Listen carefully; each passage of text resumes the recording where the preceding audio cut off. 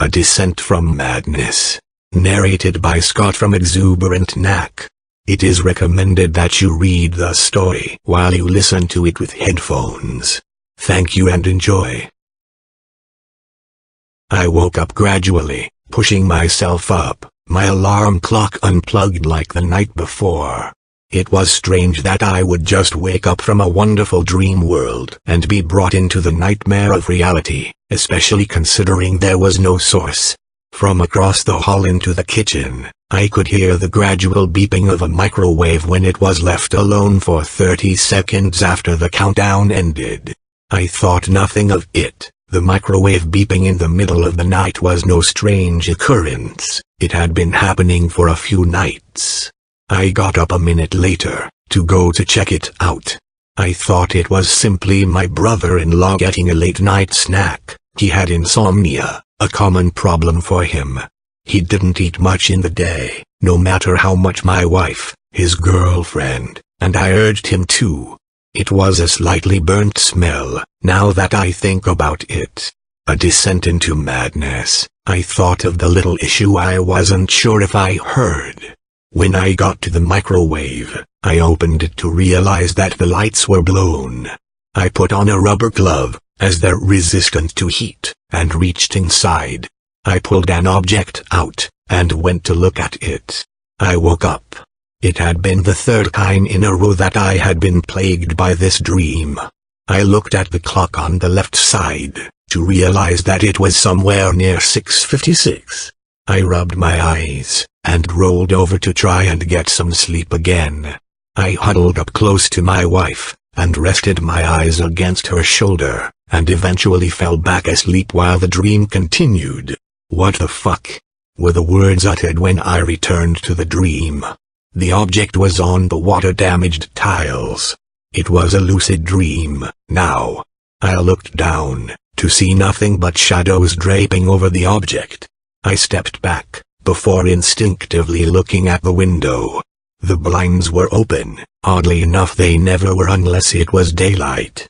Up here, closed drapes meant do not disturb. And people were very understanding of this one little thing. Were you the one who did it? I had no control at this point. The thing behind the drapes seemed to utter a high-pitched chuckle, reminiscent of one that a child makes, a giggle. Disproportionate head. Kind of like a sufferer of the progeria disease. It was child-structured, but it was everything a child should not be. It couldn't have been older than 17. Its eyes were hollow, not like empty sockets. The eyes were just really set back yet were still staring at me. It tapped on the window with its stiff fingers, barely able to even make the motions to do so. "Are you okay? Do you need a doctor?" "No. What the hell is wrong with you?" K-S-N-D. R. It struggled to say, though this was nothing bad. Everyone knew my wife by name. Why did this suddenly matter? The fact that it was in my dreams, that's why. It was no unusual occurrence. I often dreamed about my wife, but this one didn't have any inclusion of my wife in it. A little bit of subtle references, like dreams are known for, but nothing important. I woke up abruptly again. My wife was up, presumably. I checked the clock, and read it as 11:45. I realized I was going to be late for work within half an hour. I spent time quickly to get dressed, get readied, kiss my wife's and daughter's forehead and leave. Hours later I returned to work from my 8-hour shift. My daughter, Sarah, was already in bed and my wife was getting ready too. It was 7:30, and I expected to be woken up abruptly again. I fell asleep. It was different this time. It was the same scenario, except I was sleeping and the nimble, broken progeria-like sufferer was stroking my face, waking me up slowly. So soft. I react wildly, kicking a leg up onto its chest and throwing it off of me. "You sick fuck. How am I the sick one?" it asked, hurt. "I just wanted you to be my friend." I felt bad, treating a perfectly normal person this way. The trailer settled in its place a long time ago, but the presence of this thing seemed unnatural, ominous, dangerous, depressive. "I don't know anything about you," I stammered. "I can tell that's a lie," it replied, looking at the ground. "It isn't." I offered my hand to it.